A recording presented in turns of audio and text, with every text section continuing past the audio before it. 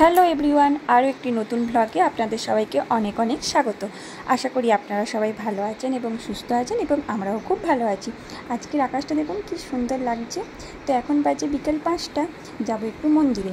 আর মন্দিরের পাশে গুরুদুয়ারে আজ পাঠ আছে, যেহেতু আজ গুরু পূর্ণিমা। চলুন তাহলে মন্দির থেকে ঘুরে আসি, আর ফৌজের মন্দির কেমন হয় সেটাও আপনাদের দেখা হয়ে যাবে। এখনো অনেকেই আসেনি, তাই আমরা কিছুক্ষণ ওয়েট করছিলাম, সবাই একসাথে যাব।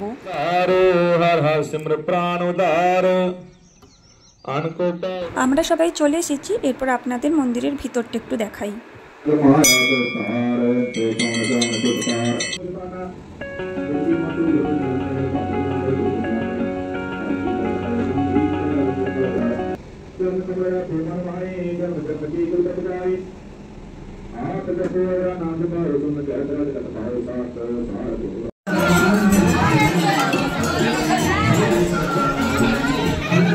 পুজোর শেষে এখানে প্রসাদ বিতরণ চলছে, আর এদিকে প্রচণ্ড ঝড়ও শুরু হয়ে গেছে। চলুন এবার আমাদের তাড়াতাড়ি বাড়ি ফিরতে হবে।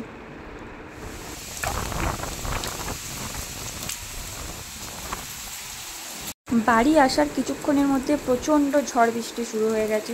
তবে এর আগে যে দুদিন বৃষ্টি হয়েছে এতটা জোরে হয়নি, আজকে বৃষ্টিটা খুব জোরে হচ্ছে। এই জায়গায় পাখিদের কিছু খাবার দেওয়া হয়, বৃষ্টির জলে সব ধুয়ে গেল।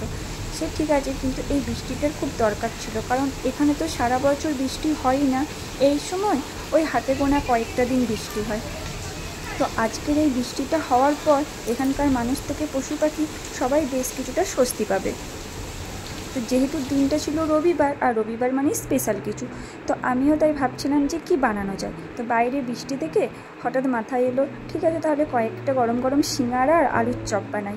কয়েকটা আলু এখানে সিদ্ধ করতে বসিয়ে দিলাম, কারণ এই জিনিসগুলো জয়সলমীরে খুব মিস করি। এখানে এই ফুচকা, ঘুগনি বা আলুর চপ বা সিঙ্গাড়া এগুলো সেরকমভাবে পাওয়া যায় না। আজকের সিঙ্গাড়াটা আপনাদের ফৌজিবাবুই বানাবে, কারণ এই ত্রিকোণা শেপটা এটা আবার একদমই আমি পারি না। তবে আলুর চপটা আমি বানানোর চেষ্টা করব।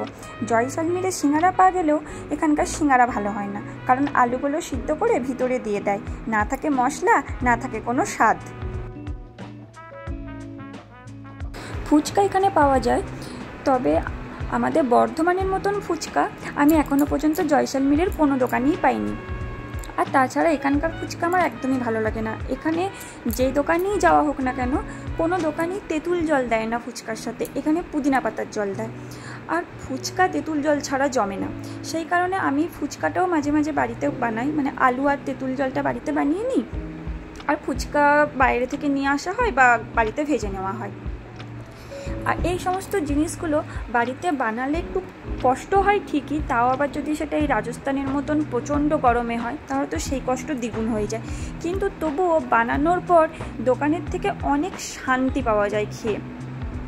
তো আপনাদেরও বলবো, যাদের হাতে একটু টাইম আছে তারা বাড়িতে বানানোর চেষ্টা করবেন।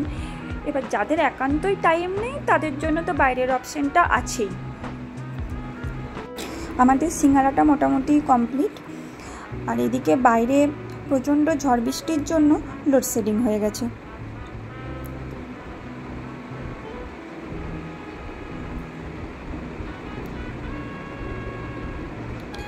বাইরে এদিকে বৃষ্টি হচ্ছে আর বাড়িতে এরকম গরম গরম সিঙ্গাড়া।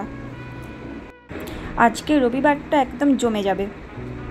এরপরে আমার আলুর চপ বানানোর পালা। তা আমি বসে গেছি,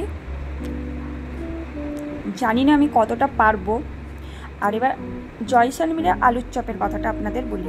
জয়সলমীরে আলুর চপ, পুরো জয়সলমীর যদি সারা দিনও ঘুরে বেড়ানো হয় তাহলেও মনে হয় কোথাও আলুর চপ পাওয়া যাবে না। আর সবথেকে মজার কথা, এখানকার মানুষ আলুর চপ কি সেটাই মনে হয় জানে না।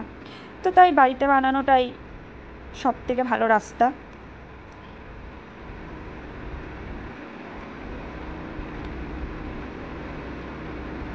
আলুর চপও একদম রেডি।